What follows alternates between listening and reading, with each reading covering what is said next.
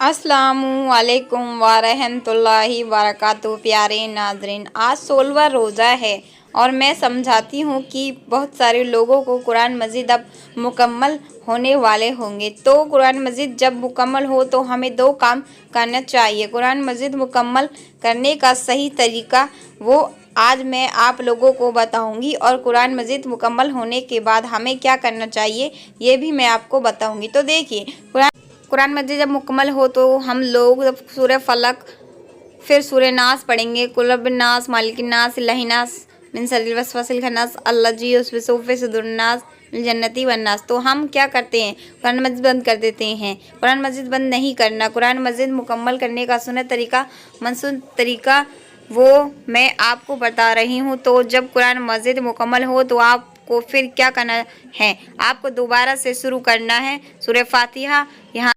यहाँ से भी आप बंद ही करेंगे। आपने सूरह नास पढ़ी थी, अब आप दोबारा से शुरू कर दें। बिस्मिल्लाहिर्रहमानिर्रहीम, अल्हम्दुलिल्लाह रब्बिल आलमीन।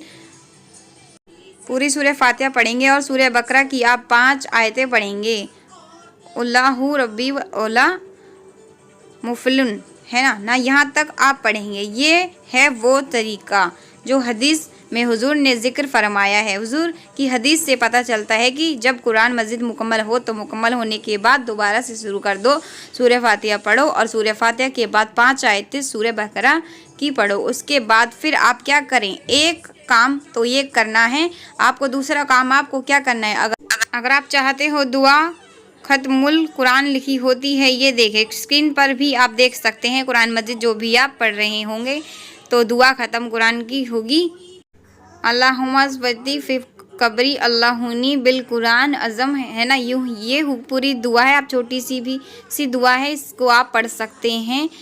इसके अलावा अगर आप चाहें तो बड़ी वाली दुआ भी पढ़ सकते हैं जो अगले पेज में आपको मिलेगी। सदकल्ला अज़म व सदका रसूल नबी करीम आला साहिदिन, ये पूरी दुआ आप पढ़ लें। क्योंकि देखिए, क्योंकि कुरान मजीद की जो तकलीम का मौका है, ये दुआ की कबूलियत का मौका होता है। तो आप जब ये दुआएं पढ़ेंगे ना अरबी में पूरी इतनी बड़ी, तो इसमें अरबी में बहुत सारी दुआएं हैं, बहुत सारी दुआएं। जैसे देखिए, अल्लाह कुल हर्फ कुरान के, अल्लाह मैं तुमसे चाहता हूँ कि तुम मुझसे बरकत अता फरमा। कुरान मजीद के हर हर्फ के बदले में एक ऐसी बहुत सारी दुआएं हैं कि अल्लाह मेरी कब्र को तू नूर से भर दे, या अल्लाह तू मुझे शिफा अता फरमा दे, या अल्लाह मेरे पढ़ने को कबूल फरमा ले, जो गलतियां हुई उसको माफ़ फरमा दे। तो ये पूरी अरबी में जो दुआएं हैं ये आप पढ़ लीजिए, ठीक है। अगर आप अरबी में आप नहीं पढ़ सकते तो आपको नहीं पढ़ना समझ में आ रहा है या आप नहीं पढ़ पा रहे हैं, वैसे तो कोई इतनी मुश्किल नहीं है, आप पढ़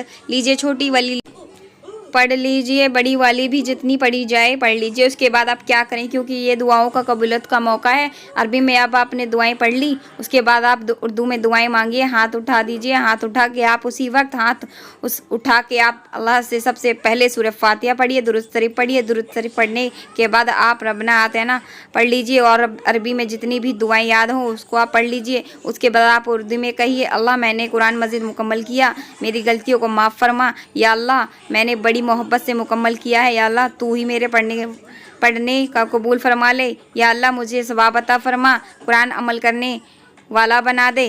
जो ये दुआएं मांग सकते हैं वो मांगिए, क्योंकि कुरान मजीद को तकलीम मौका है जो होता है, ये भी दुआओं की कबूलियत का मौका होता है। इस मौके पर अल्लाह ताला दुआएं कबूल फरमाता है। तो ये दो काम है जो आपको करना है। पहला काम हो गया कि जब सूरह नास आपने पढ़नी, कुरान मजीद मुकम्मल हो गया तो अभी बंद नहीं करना। बिस्मिल्लाह सूरह फातिहा दोबारा शुरू करनी है और सूरह बकरा की 5 आयत आपको पढ़नी है, पहला काम। दूसरा काम आपको क्या करना है कि अरबी में जो दुआएं ख़त्म कुरान में वो पढ़ लें और आप अरबी के साथ आप उर्दू में हाथ उठाकर अल्लाह से दुआ कर लीजिए। तो ये दो काम है जो आप कुरान मजीद मुकम्मल करें, चाहे एक कुरान हो, चाहे 2 कुरान हो, चाहे जितनी कुरान हो, आप इस तरीके से ये 2 अमल कीजिए तो सुन्नत के मुताबिक आप कुरान मजीद के मुकम्मल करने वाले कहलाएंगे, ठीक है। बाकी अगर कोई ये नहीं करता तो उसके सवाब में कोई कमी नहीं आएगी, लेकिन मसनून तरीका, सही तरीका हाफिज़ लोग, आलिम लोग, मुफ्ती लोग कुरान मजीद मुकम्मल करते हैं। तरावी में भी और वैसे भी तो ये इस तरह सुन्नत तरीके में मुकम्मल करने का इस वीडियो को शेयर करें, दूसरों तक पहुँचाएँ ताकि दूसरों को भी फ़ायदा हासिल हो। जब तक इस वीडियो से लोग फ़ायदा उठाते रहेंगे आपको और मुझे इसका सवाब मिलता रहेगा। तो वीडियो को शेयर करें, सदका ज़रिया बने और खुश रहें और खूब कुरान मजीद की तिलावत करें, खूब अल्लाह से दुआएं करें और इस सुन्नत तरीके पे अमल करने की कोशिश करें और अपना ख्याल रखें और चैनल को सब्सक्राइब कर लें ताकि नेक्स्ट वीडियो जल्दी ही मिल सके। तो चलिए मिलते हैं आपको नेक्स्ट वीडियो में, जब तक के लिए अल्लाह हाफिज़।